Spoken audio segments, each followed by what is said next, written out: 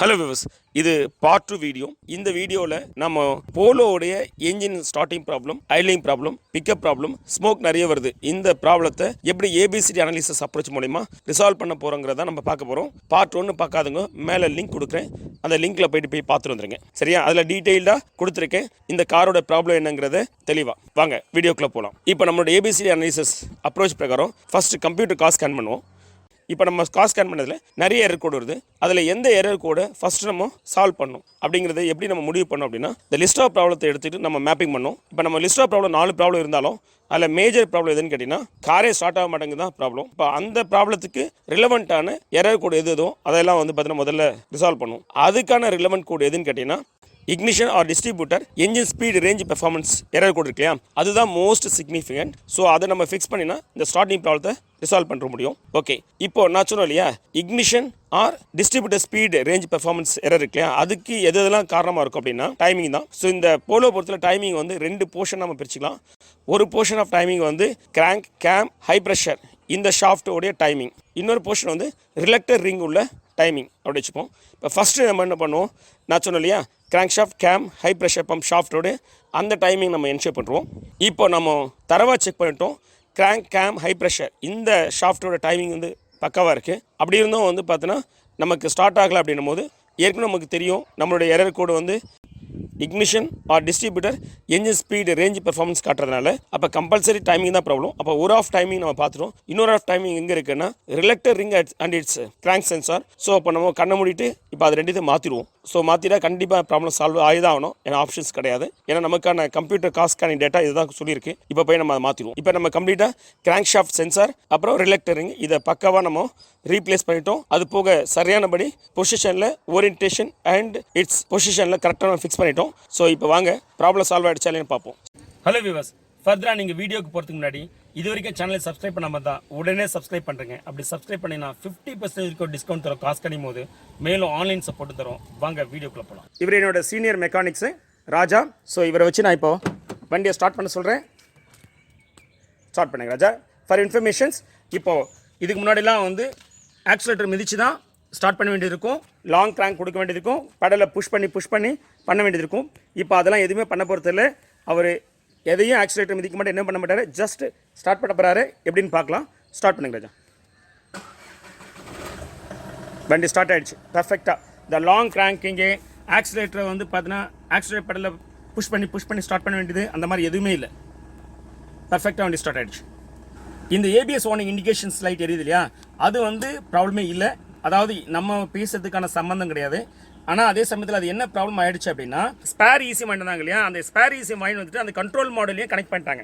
அப்படி கனெக்ட் பண்ணதுனால என்ன ஆச்சுன்னா, அந்த கண்ட்ரோல் மாடல் உள்ள டேட்டாஸ் பார்த்தீங்கன்னா எரேஸ் ஆகிடுச்சு. அதனால தான் இது பிளிங்க் ஆகுது. சரிங்களா? இப்போ காரோட ஈசிஎம் தான் போட்டிருக்கேன், ஏபிஎஸ் கனெக்ட் பண்ணிட்டேன். இருந்தாலுமே ஏபிஎஸ் பிளிங்க் ஆகிறதுக்கு காரணம் அவங்க இந்த ஈசிஎம் செட்டை போட்டுட்டு இதுக்கு ப்ரோக்ராம் பண்ணாமல் ஜஸ்ட் லைக் ஏபிஎஸ் தூக்கி இதில் கனெக்ட் பண்ணிட்டாங்க. இது ரெண்டும் வேறு காரோடது. அதனால ABS control model data correct ஆகிடுச்சு. இந்த மாதிரி நிறைய ப்ராப்ளம்ஸ் வரலாம். சரியான பர்சனை வச்சு நீங்கள் ஒரு வேலையை செய்யலைனா. சரிங்களா?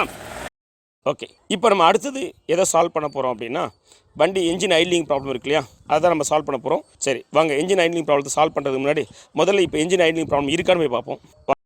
இங்கே பாருங்கள், ஐட்லிங் ஆர்பிஎம் பர்ஃபெக்டாக பார்த்தீங்கன்னா நிற்கிது பாருங்கள். இந்த நீடில் பாருங்கள். பிறகு இந்த இன்ஜினையும் பாருங்கள், உங்களுக்கு நல்லா ஸ்மூத்தாக ஓடிட்டுருக்கு. சூப்பர். நிஜமாலே சொல்லப்போனால் இப்போ நம்ம காரில் என்ஜின் ஐட்லிங் ப்ராப்ளம் இல்லை. சரியா? எப்போ நம்ம ஸ்டார்டிங் ப்ராப்ளத்தை ரிசால்வ் பண்ணமோ அப்போவே என்ஜின் ஐட்லிங் ப்ராப்ளம் ரிசால்வ் ஆகிடுச்சு. சரி, இப்போ அடுத்தது பார்த்தீங்கன்னா இன்னும் 2 ப்ராப்ளம் இருக்குது, அதை ரிசால்வ் பண்ணணும். அந்த 2 ப்ராப்ளம் எதுன்னு கேட்டிங்கன்னா, pickup problem, another one is high smoke வருது அப்படிங்கிறது. வாங்க இப்போ அதுக்கு நம்ம ஒர்க் பண்ணுவோம். கம்ப்யூட்டர் கார் ஸ்கேனிங்கோட டேட்டா போய் பார்க்கும்போது இப்போ நம்ம சொன்ன 2 ப்ராப்ளத்துக்கும் கனெக்டடாக எந்த எரர் கூடமே இல்லை. அப்போது நமக்கு இனிமேல் கம்ப்யூட்டர் கார் ஸ்கேனிங் வச்சுட்டு நம்ம இதுக்கப்புறம் நம்ம ப்ரொசீட் பண்ண முடியாது. அப்போது இதுக்கப்புறம் வேறு ஏதோ நம்ம டெக்னாலஜி யூஸ் பண்ணோம். இப்போ என்ன நம்ம டெக்னாலஜி யூஸ் பண்ணோன்னா, கம்ப்யூட்டர் ஆட்டோமேட்டிக் ஆசிலோஸ்கோப் இந்த டெக்னாலஜி டூலை வச்சுட்டு இதிலேருந்து வரக்கூடிய டேட்டா வச்சு நம்ம பார்த்தீங்கன்னா நெக்ஸ்ட்டு மூவ் பண்ணலாம். வாங்க இப்போது இந்த டூலை வச்சு நம்ம 4 இன்ஜெக்டருடைய பெர்ஃபார்மன்ஸை நம்ம செக் பண்ணுவோம்.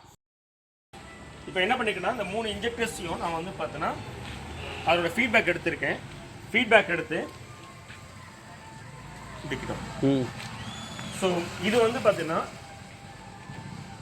கம்ப்யூட்டரைஸ்டு ஆட்டோமேட்டிக் ஆசிலோஸ்கோப்பர் இந்த சிஸ்டம். இந்த கம்ப்யூட்டரைஸ்டு ஆட்டோமோட்டிவ் ஆசிலோஸ்கோப் டெஸ்ட் வச்சு தான் இப்போ நம்ம செக் பண்ண போகிறோம் இந்த 3 இன்ஜெக்டருடைய பெர்ஃபார்மன்ஸ் எப்படி இருக்குது அப்படின்னு சொல்லிட்டு. நம்மளுடைய இன்ஜெக்டர் அனாலிசிஸ் பார்க்கும்போது வண்டி ஐலிங் ரன்னிங்கில் இருக்கும் போது இன்ஜெக்டரோட பெர்ஃபார்மன்ஸ் நல்லா இருக்குது. வேறஸ் வண்டியை நம்ம ஆக்சிலரேட் பண்ணி வண்டியை டிரைவிங் பண்ணுறோம் இல்லையா, அந்த டிரைவிங் பண்ணும்போது மட்டும்தான் இன்ஜெக்டரோட பெர்ஃபார்மன்ஸ் மாறுது. ஸோ அதனால் இப்போ வந்து 3 இன்ஜெக்டரை மாற்ற போகிறோம்.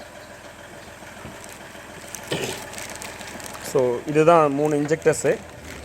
இப்போ மாற்ற போகிற 3 இன்ஜெக்டர்ஸு 3மே புதுசு, சரிங்களா? ஸோ இந்த 3 இன்ஜெக்டர்ஸை மாற்றிட்டு இந்த வண்டியோட பெர்ஃபார்மன்ஸை நான் வந்து பார்த்தீங்கன்னா உங்களுக்கு அட்ரஸ் பண்ணுறேன். இப்போ நம்ம புது இன்ஜெக்டர்ஸ் மாற்றிட்டோம். Injector 1, injector 2, injector 3. இந்த 3 இன்ஜெக்டர்ஸோடைய கோடிங் இருக்கு இல்லையா, அதையுமே நம்ம வந்து இந்த வண்டிக்கு கோடிங் பண்ணிட்டோம், சரிங்களா? ஸோ இப்போ வந்து பார்த்தீங்கன்னா வண்டி எப்படி ஸ்டார்ட் ஆகுதுன்னு பார்த்துருவோம். சார் வரேன் சார். ஸோ ரொம்ப ஷார்ப்பாக ஸ்டார்ட் ஆகுது. ரியலி நான் வந்து நான் எதிர்பார்த்தேன் இம்ப்ரூவ்மெண்ட்ஸு, ஆனால் இவ்வளோ அளவுக்கு நான் எதிர்பார்க்கல. ரொம்பவே வந்து பார்த்தீங்கன்னா ஷார்ப்பாக ஸ்டார்ட் ஆகுது. Really I'm happy sir. அப்படியே வந்து அந்த ஆர்பிஎத்தை கொஞ்சம் ஆக்சிலேட்டர் மிதிச்சு கொஞ்சம் மெயின்டைன் பண்ண முடியுதா பாருங்கள்.